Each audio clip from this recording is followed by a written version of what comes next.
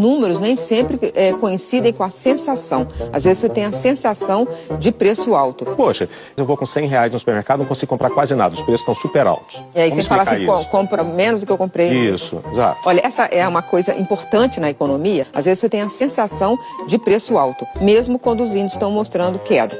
Mas, em geral, está difícil de fazer todas as compras. É que tem muitas outras coisas afetando. Por exemplo, o endividamento.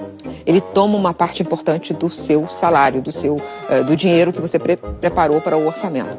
Isso é uma coisa. Tem outras despesas que estão ocupando muito espaço nesse orçamento e fica menos para as compras. Então, a sensação continua sendo de desconforto, mas nesse mês de julho e agosto, esses 2 meses, vai ser de alívio, pelo menos em alguns produtos e nesse índice geral.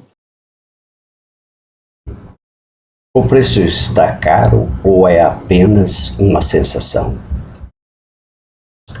O insólito comentário de Miriam Leitão e a nova ciência de explicar ao brasileiro que aquilo que ele paga talvez não seja aquilo que ele está vendo.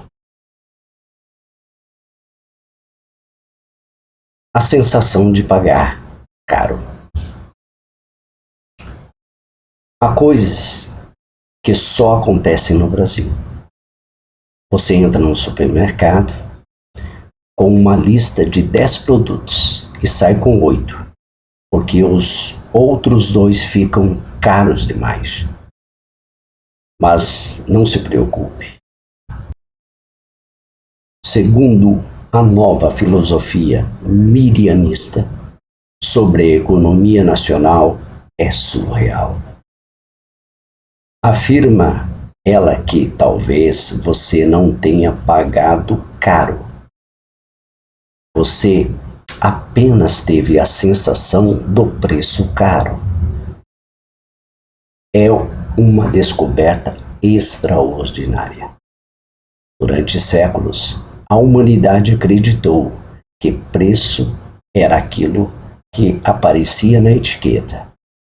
O cidadão olhava, conferia a carteira, respirava fundo e decidia se comprava. Agora não.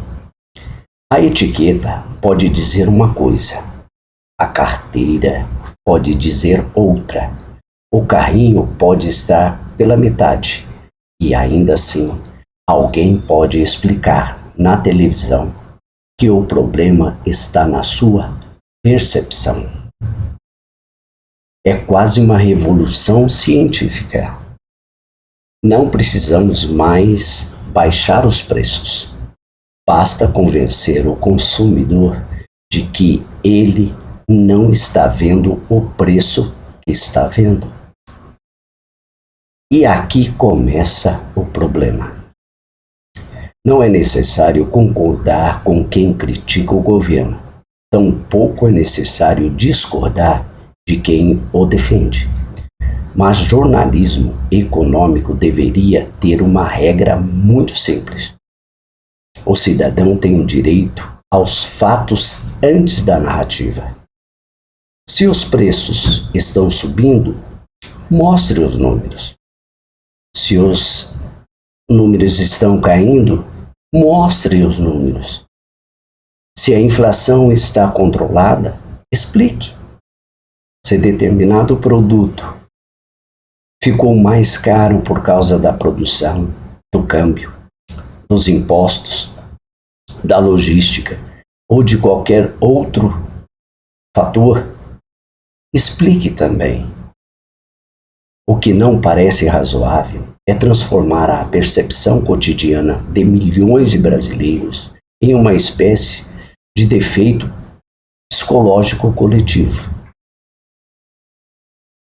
Porque existe uma pequena diferença entre estatística e supermercado. A estatística pode dizer que determinada variável melhorou. O supermercado responde: então explique isso para o meu carrinho. O carrinho, coitado, não lê editorial.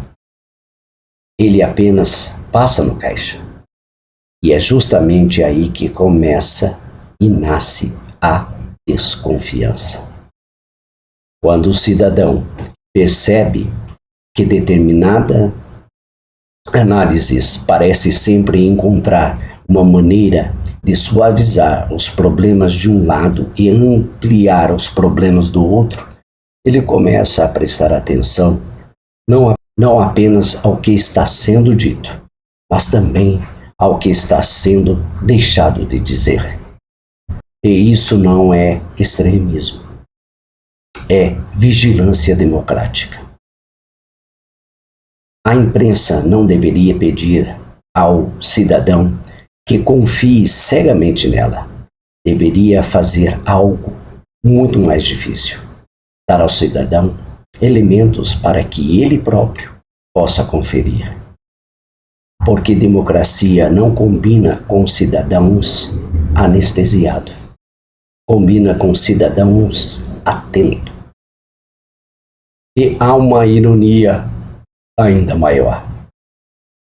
Talvez a maior sensação dos brasileiros dos últimos tempos não seja a sensação de que tudo está caro.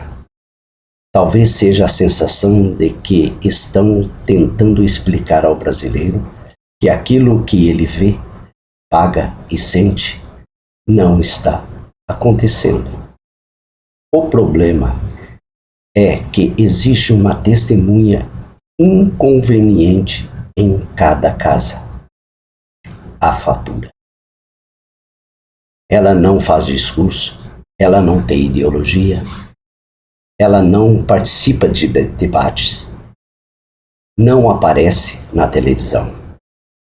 Ela simplesmente chega e, quando chega, apresenta os fatos.